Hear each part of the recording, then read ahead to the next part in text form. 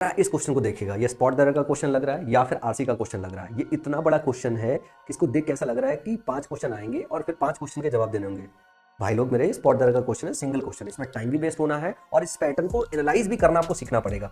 कई बार एग्जामिनर आपको बहुत कंफ्यूज कराता है, आपको एक सब्जेक्ट देता है, सब्जेक्ट देने के बाद एक कॉमा लगाता है, उसके बाद इस सब्जेक्ट के विषय में इंफॉर्मेशन पास करता है जिसको हम मॉडिफायर यूनिट बोलते हैं।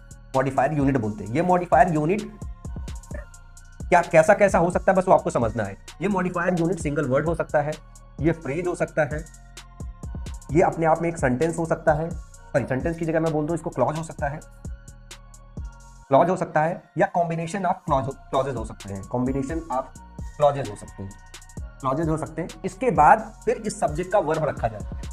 तो ये जो वर्ब है ये चेक करना होता है, इस वर्ब के हिसाब से ये सब्जेक्ट है, सब्जेक्ट के हिसाब से वर्ब अलाइन है कि नहीं अलाइन है। ये जो क्वेश्चन है ये सबसे क्लासिक क्वेश्चन है इस वाले सेक्शन का, कि इसमें कॉम्बिनेशन ऑफ क्लॉजेस दे दिया गया है। जैसे दिया है द प्री एजम्पशंस, उसके बाद यहाँ पे कॉमा लगाया गया है, not that the policies themselves work, ये जो वर्ड आया है वो इसी के लिए आया है, ill concept but rather that their rhetorical framing led in with abstraction align to grass root. यहाँ पे अलाइन दिया गया है इसके लिए, उसके बाद डिस्कोर्स दिया गया है, ये जाके 2 क्लॉज के बाद बंद किया गया है और फिर वर्ब आया है यहाँ पे प्री एजम्पशन के लिए हैव, और ये है आपका सिंगुलर, तो हैव जो होना चाहिए वो हैव की जगह क्या होना चाहिए, हैज होना चाहिए।